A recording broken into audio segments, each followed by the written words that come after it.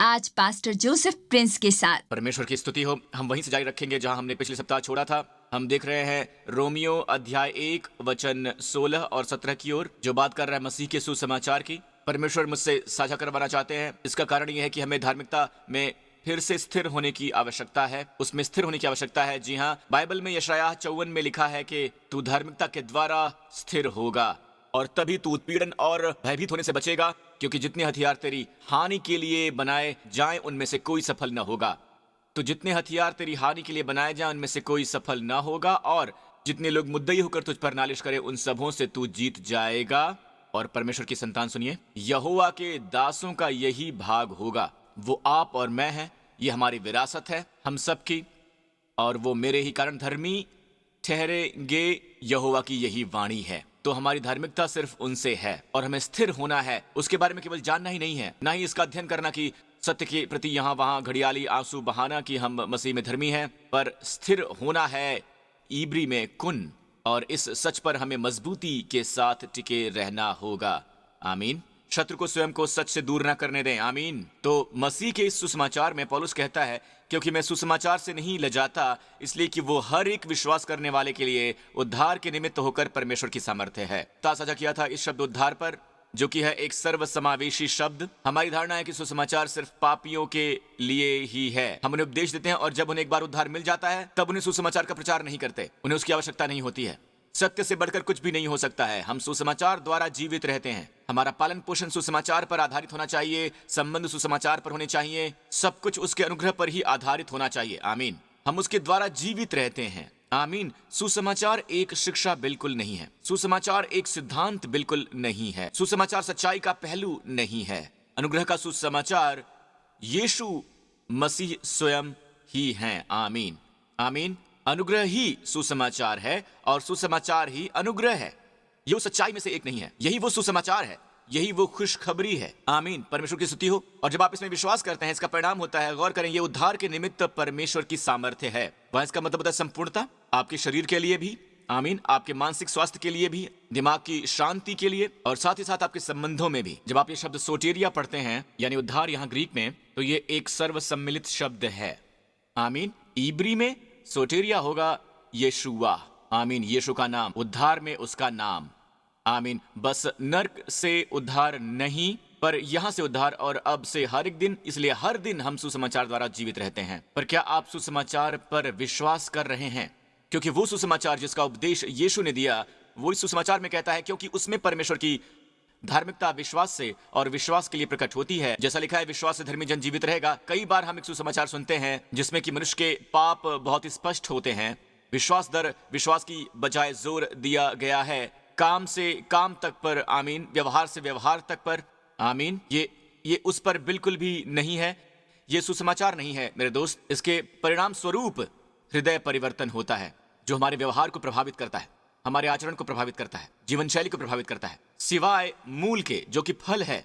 सुसमाचार ही वो मूल है। विश्वास कीजिए, इस पर विश्वास किया जाना चाहिए। हर एक के लिए जो विश्वास करता है, चाहे यहूदी हो या अन्य जातियां, हर एक के लिए जो विश्वास करता है, इसका परिणाम होगा उद्धार। आमीन। एक भटका हुआ संसार है जो हमारी प्रतीक्षा कर रहा है कि हम उन्हें सच्चे सुसमाचार का उपदेश दें। आमीन। तो एक बार फिर, सच्चा सुसमाचार क्या है? क्योंकि हम सच्चे सुसमाचार को मिस नहीं करना चाहते। आमीन। क्योंकि विश्वास करने के लिए यही एकमात्र सच्चा सुसमाचार है जो सोटेरिया की संपूर्णता लेकर आएगा, यानी उद्धार हमारे जीवनों में। आमीन। सलामती हमारे जीवनों के हर एक क्षेत्र में। आमीन। केवल सच्चा सुसमाचार ही उसमें परिणाम दे सकता है। आमीन। अगर आप प्रेरितों के काम 13 की ओर देखें, यहाँ एक विवरण है प्रेरितों के काम 13 में, जहां पौलुस को आमंत्रित किया गया था। वो असल में एक स्थान पर आया जो कहलाता है पिसिदिया का अंताकिया, और वो सबत के दिन आराधनालय में गया और जाकर बैठ गया। कई साल पहले पास्टर मार्क और उसका परिवार और मेरा परिवार, असल में हम टर्की गए, एक ट्रिप पर गए, और हम पिसिदिया के अंताकिया के इस स्थान पर आए। और आप इस आराधनालय के खंडहर का पता लगा सकते हैं जहां पर पौलुस ने उपदेश दिया था। यह भी वहां पर है, ठीक है, यह भी वहां है। और भविष्यवक्ताओं की पुस्तक पढ़ने के बाद सभा के सरदारों ने उनके पास कहला भेजा कि हे भाइयों, अगर लोगों के उपदेश के लिए तुम्हारे मन में कोई बात हो तो कहो। ओह, पौलुस से ऐसा कहना एक बड़ी गलती है। तब पौलुस ने खड़े होकर हाथ से सैन करके कहा कि हे इजराइलियों और परमेश्वर से डरने वालों, सुनो। तो पौलुस ने बात करनी शुरू की कि कैसे इजरायली अपने इतिहास के बारे में बात करते थे। इजराइल अपने इतिहास के बारे में, वो आराधनालय में था, यहूदी इतिहास के बारे में बात करते हुए इजराइल दासत्व में कैसे था, गुलामी में था, कैसे परमेश्वर बाहर लेकर आए। फिर उसने बात की यहोशू के बारे में और उस प्रदेश के आवंटन के बारे में। फिर पौलुस एक बार उनके इतिहास पर उपदेश देता गया। न्यायियों का जमाना आया और फिर पहले राजा का, और जो है राजा शाऊल, और वो आया दाऊद तक, वो जो परमेश्वर द्वारा नियुक्त किया गया था। और ये व्यक्ति दाऊद, जिसकी वंशावली से आएगा मसीहा, यानी जगत का उद्धारकर्ता आएगा। और जब वो आया दोस्तों, उसने पुनरुत्थान पर उपदेश दिया। इसे देखिए, ये पौलुस के सरमन का अंतिम हिस्सा है। और पौलुस ने कहा, इसलिए हे भाइयों, तुम ये जान लो कि इसी के द्वारा पापों की क्षमा का सुसमाचार तुम्हें दिया जाता है, और जिन बातों से तुम मूसा की व्यवस्था के द्वारा निर्दोष नहीं ठहर सकते थे, उन्हीं सब से हर एक विश्वास करने वाला उसके द्वारा निर्दोष ठहरता है। हमने उसे ढूंढा जिसका उपदेश पौलुस ने दिया था। जी हां, पौलुस ने दिया था। ये उनके सरमन की सीडी या MP3 या उनके सरमन की रिकॉर्डिंग ढूंढने जितना ही अच्छा है। हम सुन रहे हैं पौलुस को सुसमाचार का प्रचार करते हुए, ऐसे श्रोताओं को जो सुसमाचार से परिचित नहीं है, और हम देखते हैं कि वो उनके लिए क्या सुनाना महत्वपूर्ण समझता है। जी हां, आमीन। नंबर 1, वो कहता है कि इसी मनुष्य यीशु मसीह के द्वारा पापों की क्षमा का समाचार तुम्हें दिया जाता है। ये बिना योग्यता के है, बिना शर्त है। ये परमेश्वर के ऑफर की एक घोषणा है, यानी पापों की क्षमा है। अब ये वो मामला नहीं है कि चाहे ये उनके प्रायश्चित पर आधारित हो, चाहे ये उनके व्यावहारिक सुधार पर निर्भर हो, चाहे ये वो उस परिस्थिति पर हो कि वो कितने दुखी हैं या फिर वो कितना बुरा महसूस करते हैं। ठीक है, इनका इससे कोई सरोकार नहीं है, बिल्कुल भी नहीं है। गौर कीजिए उस पर जो वो कहता है, इसे मनुष्य के द्वारा पापों की क्षमा का सुसमाचार तुम्हें दिया जाता है। पापों की क्षमा के बाद वो कहता है कि जिन बातों से तुम मूसा की व्यवस्था के द्वारा निर्दोष नहीं ठहर सकते थे, उन्हीं सब से हर एक विश्वास करने वाला उसके द्वारा निर्दोष ठहरता है। क्या आप इसे देख रहे हैं? और यहाँ ये शब्द निर्दोष है, डीकाओ, जो शब्द है धर्मी ठहराए जाने के लिए। दरअसल यंग इसे ऊपर लाता है। यंग यहाँ रुकता है, जिन बातों से तुम मूसा की व्यवस्था के द्वारा निर्दोष नहीं ठहर सकते थे, उन्हीं सब से हर एक विश्वास करने वाला उसके द्वारा निर्दोष ठहरता है। जी हाँ, उन्हीं सब से। हो, ये कितना बढ़िया है। मैं इसे दोबारा पढ़ना चाहूंगा। जिन बातों से तुम मूसा की व्यवस्था के द्वारा निर्दोष नहीं ठहर सकते थे, उन्हीं सब से हर एक विश्वास करने वाला उसके द्वारा निर्दोष ठहरता है। पौलुस जानता था कि आराधनालय के लोगों के बीच उनमें से बहुत से हैं जो व्यवस्था के प्रति सचेत थे। आमीन। तुम्हें बदलना होगा, तुम्हें यह करना होगा, वो सुसमाचार को अस्वीकार करेंगे। पौलुस जानता था। आमीन। पौलुस जानता था। असल में उनमें से कुछ पौलुस के पास जाएंगे और कहेंगे, हे पौलुस, आप बस कह नहीं सकते हैं इस मनुष्य के द्वारा हर कोई जो विश्वास करता है बस विश्वास करता है। यह आसान विश्वासवाद, सस्ता अनुग्रह है। वो शायद यही कहेंगे अगर वो व्यवस्था को लेकर सचेत हैं। और इसीलिए पौलुस ने इसे कहा गलातियों अध्याय 1 में, मुझे आश्चर्य होता है। पौलुस लिख रहा है, मुझे आश्चर्य होता है कि जिसने तुम्हें मसीह के अनुग्रह से बुलाया, उससे तुम इतनी जल्दी फिर और ही प्रकार के सुसमाचार की ओर झुकने लगे। गौर कीजिए, पौलुस गलातियों के विश्वासियों से कह रहा है, मुझे आश्चर्य होता है, मैं हैरान हूं कि तुम इतनी जल्दी फिरने लगे हो उससे जिसने तुम्हें बुलाया। किसमें बुलाया? मनुष्य के अनुग्रह में, एक अलग प्रकार के सुसमाचार से। तो अलग प्रकार का सुसमाचार क्या है? कुछ भी जो मसीह का अनुग्रह नहीं है, जिसका उपदेश दिया जा रहा है। तो दूसरे शब्दों में, सच्चा सुसमाचार है अनुग्रह का सुसमाचार। और वो कहता है कि वो सुसमाचार दूसरा है ही नहीं। पर बात यह है कि कितने ऐसे हैं जो तुम्हें घबरा देते हैं और मसीह के सुसमाचार को बिगाड़ना चाहते हैं। ऐसे कितने हैं? आज ये दूसरी तरह से है। लोग कहेंगे जो अनुग्रह का उपदेश देते हैं वो मसीह के सुसमाचार को बिगाड़ने की कोशिश कर रहे हैं। पौलुस के जमाने में पौलुस कह रहे हैं, कुछ भी जो अनुग्रह के सुसमाचार को बिगाड़ता है, आमीन, कुछ भी अनुग्रह के सुसमाचार से जो विकृत है, वो है और प्रकार का सुसमाचार। आमीन। परंतु यदि हम या स्वर्ग से कोई दूत भी उस सुसमाचार को छोड़ जो हमने तुमको सुनाया है, कोई और सुसमाचार तुम्हें सुनाए, तो श्रापित हो। वाओ! गौर कीजिए, वो कहता है हम या स्वर्ग से कोई दूत भी, नर्क से कोई दूत नहीं। मेरे दोस्तों, किसी दूसरे सुसमाचार का उपदेश आपको दे बजाय उसके जिसका उपदेश हमने तुम्हें दिया है। और पौलुस ने पहले से ही उन्हें किसका उपदेश दिया है? मसीह के सुसमाचार का। वो कहता है अगर कोई भी किसी और प्रकार के सुसमाचार का उपदेश देता है तो वो अभिश्रापित यानी श्रापित हो। जैसा कि मैंने पहले कहा है, तो अब मैं इसे दोबारा कहता हूं, अगर कोई भी तुम्हें उस सुसमाचार को छोड़ जो हमने तुमको सुनाया है, कोई और सुसमाचार सुनाए, तो श्रापित हो। यह दोहरा श्राप है। अगर आपने उसे पहली बार नहीं सुना तो उसने 2 बार दोहराया है। ये दोहरा श्राप है। एक बार मैंने प्रभु से कहा कि प्रभु, वो बहुत भारी है। ओह, ये सचमुच भारी है प्रभु। आप किसी प्रभु सेवक पर श्राप क्यों डालेंगे जो मसीह के सुसमाचार को बिगाड़ता है? मेरा मतलब है, ठीक है, वो और प्रकार के सुसमाचार का उपदेश दे रहे हैं, पर आप उन पर दोहरा श्राप क्यों डालेंगे? पता उन्होंने मुझसे क्या कहा?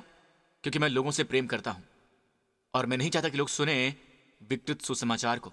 आमीन। परमेश्वर लोगों से प्रेम करते हैं और वो जगत से चाहते हैं कि वो उनके पुत्र के अनुग्रह के सुसमाचार को सुने, यानी परमेश्वर के अनुग्रह के सुसमाचार को।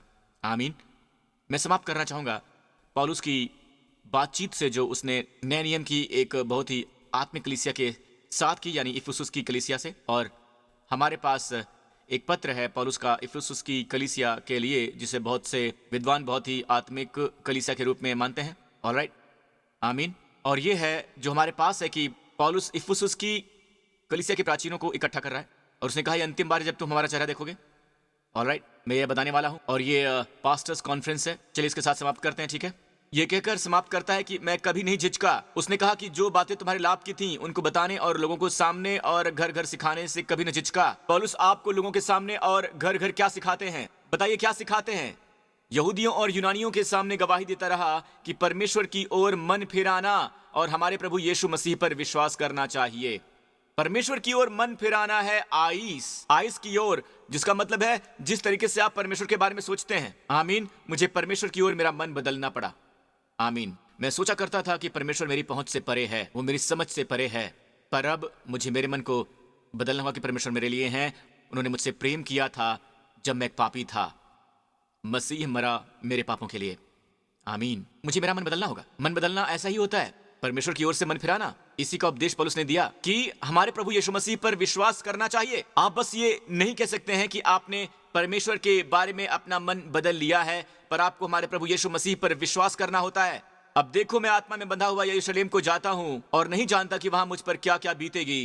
केवल ये कि पवित्र आत्मा हर नगर में गवाही देकर मुझसे कहता है कि बंधन और क्लेश तेरे लिए तैयार हैं। पर मैं अपने प्राण को कुछ नहीं समझता कि उसे प्रिय जानूं, वरन ये कि मैं अपनी दौड़ को और उस सेवकाई को पूरी करूं जो मैंने परमेश्वर के अनुग्रह के सुसमाचार पर गवाही देने के लिए प्रभु यीशु से पाई है।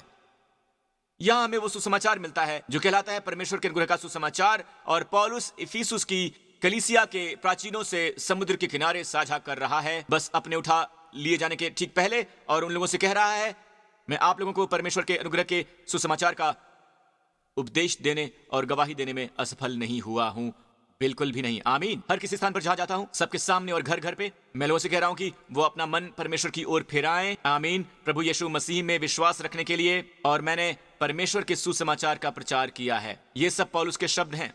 आमीन। वो कहता कि अब देखो, मैं जानता हूं कि तुम सब जिनमें मैं परमेश्वर के राज्य का प्रचार करता फिरा, मेरा मुंह फिर ना देखोगे। गौर कीजिए, जिनमें मैं परमेश्वर के राज्य का प्रचार करता फिरा। आप परमेश्वर के राज्य के बारे में बहुत कुछ सुनते हैं। परमेश्वर का राज्य, हमारे पास परमेश्वर के राज्य की मानसिकता है। हमें किंगडम माइंडेड होना चाहिए। परमेश्वर के राज्य से आपका क्या मतलब है? पौलुस के मन में, गौर कीजिए, ये एक साथ चलती है। परमेश्वर के अनुग्रह के सुसमाचार का प्रचार करना बिल्कुल वैसा ही है जैसे परमेश्वर के राज्य का प्रचार करना। ये बिल्कुल वही सुसमाचार है। आमीन। ये सब उसी संदर्भ में है। आमीन। तो अनुग्रह के सुसमाचार का प्रचार करना है परमेश्वर के राज्य को लोगों के जीवनों में स्थापित करना। आमीन। आप परमेश्वर के राज्य का प्रचार कर रहे हैं। इसलिए मैं आज के दिन तुमसे गवाही देकर कहता हूं कि मैं सबके लहू से निर्दोष हूं, क्योंकि मैं परमेश्वर की सारी मंशा को तुम्हें पूरी रीति से बनाने से न झिझका। हमें परमेश्वर की पूरी मंशा मिल गई है। नई दोस्त, आपको बातों को संदर्भ में रखना होगा। यहां जो संदर्भ है हवाला दे रहा है अनुग्रह का, जो परमेश्वर की मंशा को पूरी करता है, क्योंकि परमेश्वर की मंशा शुरू हुई व्यवस्था के ABC से। आमीन। पुरानी वाचा में, और फिर हम जाएंगे परमेश्वर की पूरी मंशा पर। वास्तव में परमेश्वर ने सुसमाचार के लिए योजना बनाई इस समय अंदर आने के लिए कि प्राणों को उद्धार मिल सके। आमीन। संदर्भ है राजा। इसलिए अपनी और पूरे झुंड की चौकसी करो, जिससे पवित्र आत्मा ने तुम्हें अध्यक्ष ठहराया है कि तुम परमेश्वर की कलीसिया की रखवाली करो, जिसे अपने लहू से मोल लिया है। अब सभी पास्टर्स ध्यान से सुनिए। न्यू क्रिश्चियन चर्च में मेरे सभी पास्टर्स को, हर जगह सभी पास्टर्स को आमीन। प्रभु कह रहे हैं, बाय द वे मैं आपको बता दूं कि सबसे पहली बार नए नियम में शब्द अध्यक्ष, या जिन्हें हम आज पास्टर्स कहते हैं, पास्टर्स ओवरसीयर्स, असल में ये ग्रीक में है एपिस्कोपस, और इस शब्द का मतलब होता है एपिमिस, यानी कि सभी दायरे में। देख रेख असल में है अध्यक्ष। देखरेख करने का, जो देखरेख कर रहा है। आमीन। और वो चर्च के अगुओं के बारे में बात कर रहा है। अपनी और अपने पूरे झुंड की रखवाली करो जिससे पवित्र आत्मा ने तुम्हें अध्यक्ष ठहराया है। ये पहली बार है जब ये नए नियम में प्रकट होता है। और किसने आपको अध्यक्ष ठहराया है? पवित्र आत्मा ने। और उस पर गौर कीजिए जो वो परमेश्वर की कलीसिया की चरवाही के लिए करता है। तुम्हें बुलावा मिला है परमेश्वर की कलीसिया की चरवाही करने का। हमें सहूलियत वाले बिंदु की इस मानसिकता को रखना होगा, क्योंकि परमेश्वर हमसे चाहते हैं कि हम लोगों के पास हों भेड़ के रूप में उनकी रखवाली करने के लिए। पर यीशु, उन्हें तरस आया उन लोगों के लिए जो थके हुए थे और जो भटके हुए थे, वो सब के सब जो वहां भटके हुए थे देहातों में। उन्होंने उन्हें कैसे देखा होगा? उन भेड़ों की नाई जिनका कोई रखवाला ना हो। लोगों को भेड़ों की नाई देखो। आमीन। उस जमाने में भी वे अग्रेरियन सोसाइटी और फार्मिंग सोसाइटी में रहते थे और वो समझते थे कि कैसे आपको अपने मेमने और भेड़ों के लिए तरस आता है और उन्हें जिसकी सबसे ज्यादा जरूरत है वो है खाना। जी हाँ, उन्हें सबसे ज्यादा जरूरत है खाने की। जी हाँ, खाना। पास्टर्स, लीडर्स, लोग भूखे हैं। वो सच में भूखे हैं। वो परमेश्वर के वचन के भूखे हैं। उन्हें हरी भरी चराइयों में लेकर जाइए और वो आराम करेंगे और परमेश्वर उनके प्राणों को बहाल करेंगे। जी हाँ, उसे बहाल करेंगे। आमीन। आमीन। अध्यक्ष का पहला काम है चरवाही करना, खिलाना, भूख मिटाना। आमीन। खिलाना और फिर भेड़ों की रखवाली करना। आमीन। जिसे उसने अपने लहू से मोल लिया है। मैं जानता हूं कि मेरे जाने के बाद फाड़ने वाले भेड़िए तुम में आएंगे जो झुंड को न छोड़ेंगे। तुम्हारे ही बीच में से ऐसे मनुष्य उठेंगे जो चेलों को अपने पीछे खींच लेने को टेढ़ी मेढ़ी बातें कहेंगे। टेढ़ी मेढ़ी बातों का मतलब क्या होता है? कोई भी सुसमाचार जो टेढ़ा मेढ़ा हो, जिसके बारे में उसने अभी बात की है कि चेलों को अपने पीछे खींच लेने के लिए। इसलिए जागते रहो और स्मरण करो कि मैंने 3 वर्ष तक रात दिन आंसू बहा बहा कर एक एक को चुनौती देना न छोड़ा। तो अब भाइयों, मैं तुम्हें सौंपता हूं परमेश्वर को और उसके वचन को। जी हां, उसके वचन को। चलो भी, उसके अनुग्रह के वचन को। आमीन। वो इसके बारे में कहते हुए शुरू करता है कि मैं गवाही देता हूं और मैं प्रचार करता हूं परमेश्वर के सुसमाचार का। आपके पास यहां परमेश्वर की सारी मंशा है और वो कहते हुए समाप्त करता है कि मैं तुम्हें परमेश्वर को और उसके अनुग्रह के वचन को सौंप देता हूं। दोस्तों, परमेश्वर की सारी मंशा है उनके अनुग्रह का वचन। आमीन। जो दे सकता है उनके अनुग्रह का यह वचन है जो तुम्हारी उन्नति करके पवित्रों में साझी करके मिरास दे सकता है। हमें उन्नति करने की आवश्यकता है इससे पहले कि हम मिरास प्राप्त कर सकें। हमें उन्नति करने की जरूरत है इससे पहले कि हम मिरास प्राप्त कर सकें। लोगों को वचन सुनने की आवश्यकता है इससे पहले कि वो उसे ग्रहण कर सकें। उद्धार के लिए भी उन्हें सुसमाचार सुनने की आवश्यकता है, यानी परमेश्वर का अनुग्रह, इससे पहले कि वो पापों की क्षमा पा सकें, इससे पहले कि वो परमेश्वर द्वारा धर्मी ठहराए जाने का उपहार पा सकें। चंगाई के लिए उन्हें सुनने की आवश्यकता है, अनुग्रह के वचन द्वारा उन्नत होने की। और फिर चंगाई की विरासत, बच्चों की रोटी उन्हें दी जाती है। चंगाई की विरासत, बच्चों की रोटी। आमीन। अनुग्रह का वचन जो आपको उन्नति दे सकता है, जो आपको बनाने के योग्य है और आपको वो दे सकता है। जी हाँ, वो आपको दे सकता है। यह हमेशा उसी क्रम में है और यह आपको देता है एक मिरास पवित्रों में साझी करके। और दोस्तों, मुझे बस ऐसा महसूस होता है जैसे हम सच्चे सुसमाचार के लिए लड़ाई कर रहे हैं। आमीन। पूरे सुसमाचार की शुद्धता के लिए कि वो जस की तस बनी रहे। ऑलराइट। सुसमाचार की सच्चाई हमेशा इसमें रहेगी और परमेश्वर की धार्मिकता इसी में प्रकट होगी। आमीन। धन्यवाद प्रभु यीशु। दोस्तों, इसी समय स्वयं की घोषणा करो कि मैं मसीह में परमेश्वर की धार्मिकता हूं। इसे अब कहिए। अब मैं चाहता हूं कि आप इसे कहें इस तरह से कि आप धार्मिकता में स्थिर रहने में विश्वास करते हैं। आपको पता है क्या होने वाला है? इससे पहले के वचन में लिखा है, तेरे सब लड़के यहोवा के सिखलाए हुए होंगे। जी हाँ, यहोवा के, और उनको बड़ी शांति मिलेगी। उन्हें शालोम और शांति मिलेगी। फिर अगले वचन में लिखा है कि तू धार्मिकता के द्वारा स्थिर होगा। तो अभी ये कहिए, मैं मसीह में परमेश्वर की धार्मिकता हूं। आमीन। मैं धर्मी ठहराया गया हूं। इसे कहिए। आमीन। बस मैं यीशु के द्वारा धर्मी ठहराया गया हूं। हमारे कर्मों से इसका कोई सरोकार नहीं है। आमीन। और अब इसे देखिए, एक बार जब आप धार्मिकता में स्थिर हो जाते हैं तो तू अंधकार से बचेगा क्योंकि तुझे डरना न पड़ेगा। तू भयभीत होने से बचेगा क्योंकि भय का कारण तेरे पास न आएगा। तो आप एक ऐसा इंसान बन जाएंगे जो आतंक से, भय से, चिंता से, परेशानी से मुक्त है, क्योंकि ये सब आधारित है, स्थापित है भय पर। आमीन। आप भय से कोसों दूर रहेंगे, आप उत्पीड़न से दूर रहेंगे। और बिल्कुल नीचे आ जाइए, उसमें लिखा है वो सब एक साथ इकट्ठे होंगे तेरे विरोधी पर। जानते हैं क्या? वो सब इकट्ठे होंगे पर वो तेरे कारण गिरेंगे। तेरे कारण। आमीन। वो सब जो तेरे विरुद्ध भिड़ जाएंगे। अगर तू विश्वास करता है कि तू मसीह में परमेश्वर की धार्मिकता है तो वो सब दूर गिर जाएंगे। और इसका अंत होता है ये कहते हुए कि जितने हथियार तेरे लिए बने हैं उनमें से कोई सफल न होगा, और जितने लोग मुद्दई होकर तुझ पर नालिश करें उन सबों से तू जीत जाएगा। यहोवा के दासों का यही भाग होगा और वो मेरे ही कारण धर्मी ठहरेंगे। यहोवा की यही वाणी है। जितना ज्यादा आप विश्वास करते हैं, जितना आप घोषणा करते हैं कि आप मसीह में परमेश्वर की धार्मिकता हैं, तो कोई भी हथियार नहीं बनाए जाएंगे। शैतान तुम्हारे विरुद्ध सब प्रकार के हथियार बनाएगा, पर जितने भी हथियार बनाए जाएंगे उनमें से कोई भी सफल नहीं होगा। तुम्हारे विरुद्ध कोई भी हथियार सफल नहीं होगा। आमीन, क्योंकि आप उनकी धार्मिकता में हैं। फिर से कहिए, मैं मसीह में परमेश्वर की धार्मिकता हूं। ऑलराइट, आमीन आमीन। यीशु के नाम की स्तुति हो। दोस्तों, अगर आप इसे देख रहे हैं और आपने कभी भी यीशु मसीह पर अपना विश्वास नहीं रखा है, आपने अभी तक पापों की क्षमा नहीं पाई है, तो आपको ये इस मनुष्य द्वारा सेतमेत में पेश की गई है। ये पुनरुत्थानित मनुष्य, ये महिमामयी मनुष्य, ये मनुष्य जिसे मुर्दों में से जिलाया गया, और वो इसी वक्त आपके जीवन में आता है, आपके उद्धारकर्ता के रूप में, आपके न्यायी के रूप में। तो क्या आप उसे ग्रहण करेंगे? अगर ये आप हैं तो इसी समय मेरे साथ ये प्रार्थना कीजिए। कहिए, हे स्वर्गीय पिता, मैं स्वीकार करता हूँ कि यीशु मसीह मेरे प्रभु हैं। मैं आपका धन्यवाद करता हूँ कि यीशु क्रूस पर मरे हमारे पापों के लिए। आपने उन्हें मुर्दों में से जिला दिया जब मैं उनमें धर्मी ठहराया गया, और मैं आपका धन्यवाद करता हूँ कि मेरे सभी पाप क्षमा कर दिए गए हैं। धन्यवाद हे पिता कि आप मुझसे प्रेम करते हैं। यीशु के नाम पर आमीन आमीन। प्रभु की स्तुति हो। अगर आपने प्रार्थना की है तो आप उद्धार प्राप्त हैं, आप नए सिरे से जन्मे हैं, आपकी जीवन की पुरानी बातें गुजर गई हैं, आप धर्मी घोषित हो चुके हैं। आमीन। और हमेशा के लिए धर्मी हो चुके हैं। आमीन। आपके कार्य अभी यहाँ सिद्ध नहीं हुए हैं, वहां एक उन्नति आने वाली है। आमीन। एक उन्नति अनुग्रह में। पर क्या आप जानते हैं, आप धर्मी घोषित किए गए हैं। आप वहां पर नहीं होंगे जहां पर आप धर्मी ना ठहराए जाएं। आमीन। प्रभु की स्तुति हो। हालेलुया।